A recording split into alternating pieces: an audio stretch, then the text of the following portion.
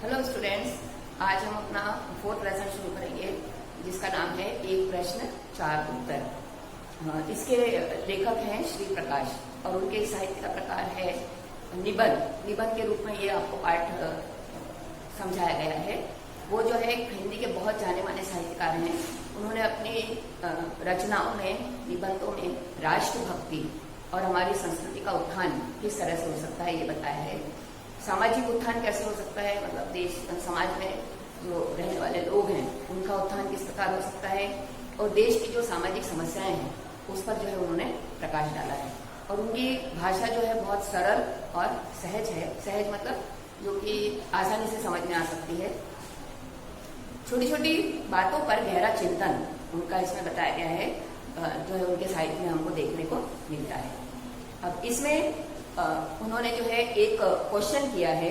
देश के जो चार बुद्धिजीवी हैं उनको उन्होंने लिया है और उनसे एक ही क्वेश्चन जो है वो चार प्रकार के व्यक्तियों से किया है। तो चारों प्रकार के व्यक्ति जो है अपना अलग अलग आंसर किस प्रकार से देते हैं वो आपको इस पाठ में बताए। इस पाठ की जो है मैंने 2 वीडियो बनाई है। तो एक वीडियो में जो है वो आपको आधा पाठ आएगा और आधा जो है सेकंड में आएगा। तो लेसन शुरू करते हैं। सबको ही कुछ न कुछ खपत होता है। अब ये लेखक की भाषा में है। लेखक खुद अपने आप के ऊपर लिख रहे हैं कि धुन होती है, हर एक काम को करने की लगन होती है, धुन होती है कि भाई मुझे ये काम तो करना ही है। मुझे भी कई बातों का खपत है।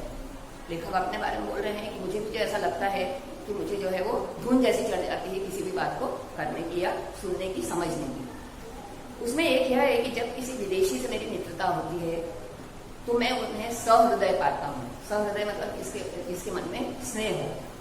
तो किसी विदेशी से मैं मिलता हूँ तो बड़े बड़े पोलाइट मुझे दिखाई देते हैं। साथ ही समझता हूँ कि हमारे देश में बहुत दिनों से रहने के कारण वे पर्याप्त अनुभव प्राप्त कर चुके हैं। जो कि ऐसे विदेशी जो कि हमारे देश में रह चुके हैं, रह रहे हैं, तो उनसे जो है वो उनका स्वभाव जो है वो लेखक को बहुत अच्छा लगता है, पोलाइट लगता है। क्यों? क्योंकि वो हमारे यहाँ की समस्याओं से जो है वो अवगत हो चुके हैं, उनको ये पता चल चुका है। तो उनके किसी सुअवसर पर पूछता हूँ। ऐसा कोई प्रसंग आता है तो लेखक जो है उनसे प्रश्न पूछते हैं। आप कृपा करके ये बताएं कि हमारे देश में इतने विशेष पुरुषों के रहते हुए, इतने बड़े बड़े आंदोलनों के होते हुए हमारा देश उन्नति क्यों नहीं कर पा रहा है। ये क्वेश्चन जो है ये आपको याद रखना है। एक क्वेश्चन जो है प्रश्न है जो कि लेखक ने सभी लोगों से पूछा है कि हमारे यहाँ इतने सारे आंदोलन हुए, इतने सारे जो है वो विशेष महान पुरुष हुए, फिर भी आजाद देश हो गया, लेकिन हमारे देश में उन्नति क्यों नहीं हो पा रही है। इसका क्या कारण है? ऐसा मालूम होता है कि हम ज्यों के त्यों पड़े हुए हैं, हम वैसे के वैसे ही हैं जैसे पहले थे। तो क्यों ऐसा नहीं हो पा रहा है? अवश्य हमारे मित्र इससे चकित हो जाते हैं, उत्तर देते हुए संकोच करते हैं कि भाई हम कैसे बताएं कि भाई हमारा देश उन्नति क्यों नहीं कर पा रहा है। शिष्टता के नाते क्षमा चाहते हैं। शिष्टता मतलब जो है वो थोड़ा ये सब उनको ऐसा लगता है कि भाई हम कैसे एकदम से बोल सकते हैं। पर मैं उन्हें छोड़ता ही नहीं हूँ। लेखक बोलते नहीं आप मुझे बताओ, मुझे आपका जो है आपके विचार जानने हैं। तो वो लोग जो है उनको उत्तर देने के लिए जो है वो प्रेशर डालते हैं, उनको बाध्य कर देते हैं कि आपको इसका उत्तर तो बताना ही पड़ेगा। अब फर्स्ट व्यक्ति से जो क्वेश्चन किया है उनके एक मित्र जो है वो इसमें वृद्ध ईसाई पादरी शब्द आया है। पादरी मतलब होता है जो चर्च के फादर होते हैं, जो चर्च के सबसे बड़े होते हैं फादर। वो एक बहुत ही वृद्ध हैं। वृद्ध हैं तो उनको संसार का ज्यादा अनुभव है, उन्होंने दुनिया ज्यादा देखी है। तो ऐसे वृद्ध ईसाई पादरी से जो है वो क्वेश्चन लेखक कर रहे हैं। वे 36 वर्ष से भारत में ईसाई मत का प्रचार में तो उतना नहीं, पर सपत्नी देश के दरिद्र नर नारियों की सामाजिक सेवा में लगे हुए हैं। देखो, अपने ईसाई धर्म का प्रचार तो करेंगे क्योंकि वो क्रिश्चियन है, इसलिए उन्होंने उतना तो अपने धर्म का प्रचार नहीं किया है, पर अपनी पत्नी के साथ जो है वो हमारे देश की दरिद्रता को दूर करने में लगे हुए हैं। जैसे आप लोगों ने मदर टेरेसा का नाम सुना होगा। उन्होंने भी जो है यूगोस्लाविया से आके जो है हमारे देश के गरीब लोगों की जो है सेवा की थी। मेरे हृदय में उनके लिए बड़ा सत्कार और प्रेम है, मतलब बड़ी इज्जत करते हैं लेखक उनकी। अब उनसे भी यही क्वेश्चन पूछा कि इतने बड़े बड़े आंदोलन हुए, इतने बड़े बड़े महापुरुष हमारे देश में हुए, तो आजादी के बाद भी हमारा देश जो है प्रगति क्यों नहीं करता रहा है। तो ये क्वेश्चन का आंसर देते हुए वृद्ध पादरी कहते हैं, तुम तुम लोग अपने काम में गर्व नहीं लेते।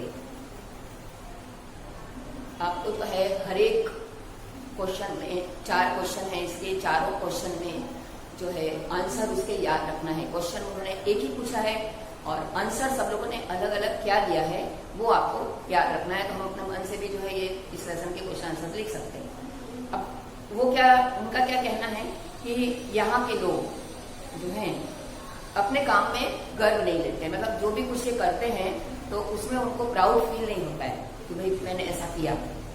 पहले तो अच्छे से करते हैं लेकिन बाद में जो है वो थोड़ी गलतियां भी उसके अंदर करना शुरू कर देते हैं, लेकिन वो ऐसा बताते हैं कि हम बहुत अच्छा काम कर रहे हैं। विस्तार से उन्होंने बताते हुए क्या समझाया कि जब किसी को नौकरी चाहिए होती है तो अतिशयोक्तिपूर्ण शब्दों में दरखास्त दे देता है। अतिशयोक्तिपूर्ण मतलब बहुत ही बढ़ा चढ़ा के जो कही गई बात होती है उसको कहा जाता है अतिशयोक्तिपूर्ण बात।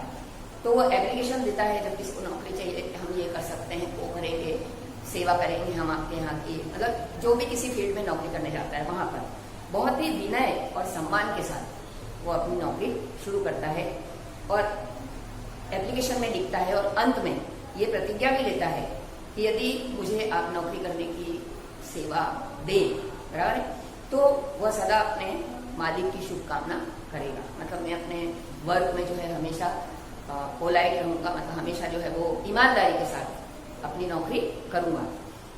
पर स्थान मिलते ही वह अपने काम अर्थात अपनी जीविका के साधन को खराब समझने लगता है। अन्य साथियों के साथ मिलकर काम खराब करने के लिए वो षड्यंत्र, मतलब जिसके यहाँ नौकरी करता है उसी के प्रति षड्यंत्र रचने लगता है। अपने मालिक को नाकों दम कर डालता है, मतलब उसकी नाकों दम कर डालता मुहावरा है, मतलब उसको भी जो है वो दुविधा में डाल देता है। और देशों में लोग नौकरी की दरखास्त देते हैं, वे साधारण शब्दों में प्रार्थना पत्र लिखते हैं और जब स्थान मिल जाता है तो इस तरह से काम करते हैं जिससे संसार की गति उन्हीं पर निर्भर है। यदि वो इस जगह काम ना करे तो सारा संसार जो है डूब सकता है, मतलब सारे संसार की प्रगति ही रुक जाएगी। ये उन्होंने विस्तार से बताया। तो अब लेखक ने ये सब बातें सुन ली तो वो क्या कह रहे हैं, इस बात इस वाद्य मित्र ने बहुत ठीक कही। हमें अपने काम का कोई गर्व ही नहीं है। दुख तो इस बात का है कि मुल्क की परंपरा में अपने काम का गर्व करने का आदेश है। जाति भेद इसी पर रहता है। एक जाति का व्यक्ति दूसरी जाति के आदमी द्वारा अपनी मान मर्यादा नहीं चाहता, वह अपनी जाति को श्रेष्ठ समझने की कोशिश करते हैं। वह अपनी जातिवादियों के बीच अपना उपयुक्त पद और स्थान चाहता है कि मैं इस जाति का हूँ, मेरा बहुत सर्वोच्च स्थान होना चाहिए।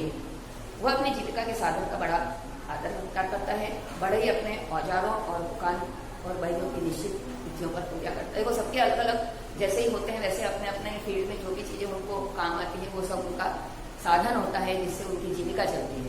तो वो लोग जो है उसको आदर और सम्मान की दृष्टि से देखते हैं।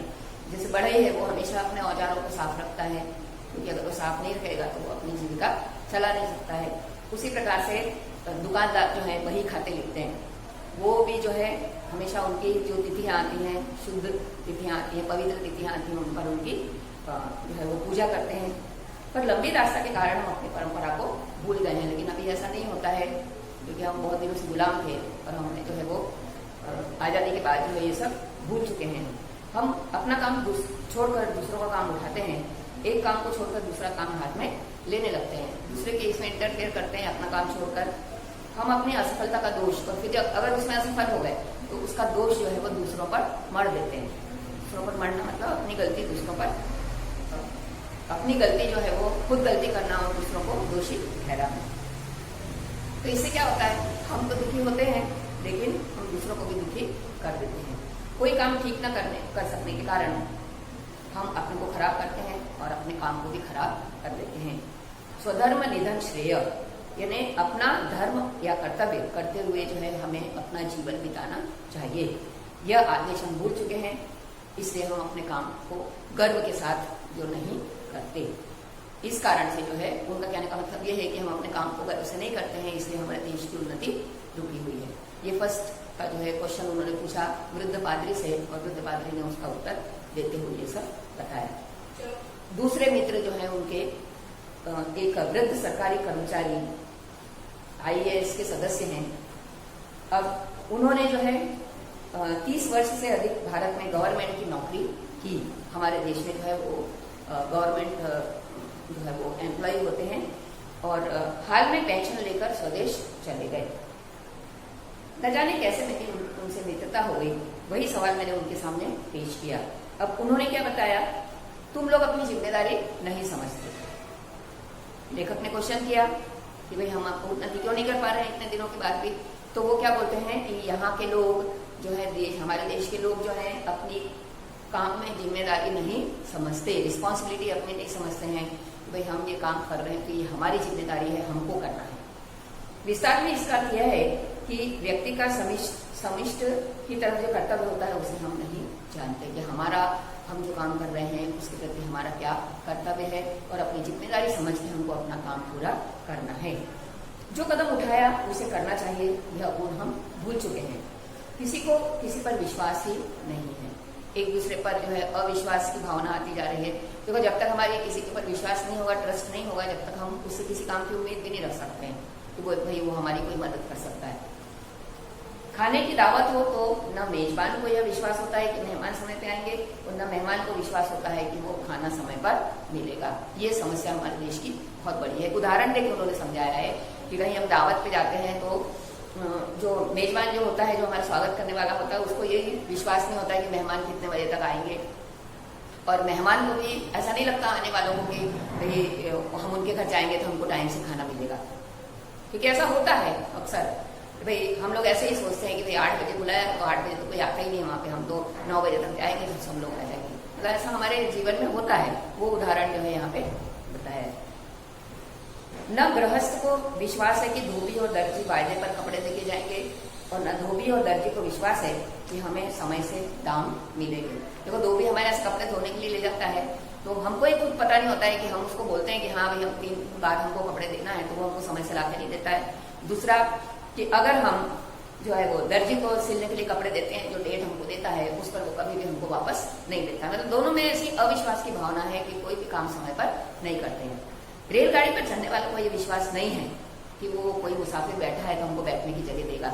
यदि कोई ईमानदार व्यक्ति मिल जाता है तो हमको बैठा लेता है सीट पर। यदि हमको हमारा रिजर्वेशन नहीं है तो हमको कोई विश्वास नहीं है कि भाई इतनी भीड़ है तो कोई हमको बैठने की जगह देगा।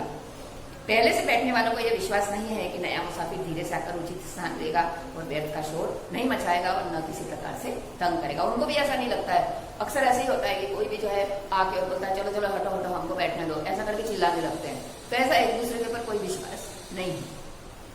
सड़क पर चलने वालों को यह विश्वास नहीं है कि आगे चलने वाला अपना छाता इस तरह खोलेगा कि उसकी नोक से मेरी आंख फूट सकती है और या पीछे चलने वाला मुझे कोई धक्का नहीं देगा। ऐसा कोई किसी को ऐसा लगता नहीं, क्योंकि कोई अपनी जिम्मेदारी नहीं समझता कि मैं अपनी छतरी खोल रहा हूँ रोड पर तो ये तो देखूं कम से कम कि पीछे मेरे पीछे कोई आ तो नहीं रहा है, कहीं उसकी आंख में लग तो नहीं रही है। तो ऐसी जिम्मेदारी कोई समझता नहीं है। किसी को किसी पे विश्वास ही नहीं है कि केले नारंगी का छिलका या सुई पिन आदि को वो इस तरह न छोड़ेगा जिससे दूसरों को कष्ट पहुंचे। हम केले का छिलका ऐसे ही फेंक देते हैं, बराबर है, नारंगी का छिलका, फिर सुई पिन आदि ऐसे पटक देते हैं। हमको ऐसा नहीं लगता है कि भाई कोई यहाँ बैठेगा तो उसको कष्ट हो सकता है। कि हम अपनी जिम्मेदारी ये नहीं समझते कि हम उसको डस्टबिन में डालें। ये एक जिम्मेदारी वाली बात का उदाहरण जो है यहाँ पे बताया। हम केवल अपनी तात्कालिक सुविधा देखते हैं। तात्कालिक सुविधा का क्या मतलब है? केला छीला, खाया और छिलका फेंक दिया। मतलब अपनी सुविधा देख ली कि भाई हम केला खा रहे हैं, लेकिन छिलका हमने कहाँ फेंका है ये नहीं देखा। न जिम्मेदारी अपनी समझी कि भाई मुझे उसे डस्टबिन में डालना चाहिए। दूसरों के प्रति अपने कर्तव्य का अनुभव नहीं करते। दूसरों के प्रति हमारी क्या जिम्मेदारी है ये हमको समझना चाहिए, जो कि हम लोग नहीं समझते। इस कारण सब एक दूसरे के प्रति अविश्वसनीय हो गए हैं। भाई हम उसका काम क्यों करें, वो भी हमारी मदद नहीं करता है। एक दूसरे पे विश्वास ही नहीं रहा और अस्पृश हो गए हैं, बराबर है। एक दूसरे के प्रति कोई विश्वास की भावना हमारे अंदर नहीं है। हम अपना धार्मिक आदर्श भूल गए हैं कि हमारा धर्म क्या कहता है। धार्मिक आदर्श क्या होते हैं? हमारा धर्म ये कहता है कि किसी को सताओ, ना हिंसा करो, हमेशा सबकी मदद करो, हमेशा सच बोलो। ये सब हमको धर्म हमारा सिखाता है। तो धर्म हम भूल चुके हैं, इसलिए हम अपनी कोई जिम्मेदारी नहीं समझते, ना हम भगवान से डरते हैं, इसीलिए हम अपने धार्मिक नियमों को भूल चुके हैं, बराबर। तो हम अपनी कोई जिम्मेदारी नहीं समझते। यहाँ पे हमारा फर्स्ट वीडियो खत्म होता है। 2 क्वेश्चन के आंसर्स आ गए हैं इसके अंदर। अब तीसरा क्वेश्चन जो है सेकंड वीडियो में आएगा। तो आशा आप लोगों को समझ में आ रहा होगा, क्योंकि मैं बहुत ही डिटेल में अच्छी तरह से जो है आपको एक्सप्लेन किया है। ना आए तो आप उसको क्वेश्चन कर सकते हैं कि भाई आपको क्या समझ में नहीं आता है। तो नेक्स्ट वीडियो में जो है हम लोग आगे कंटिन्यू करेंगे।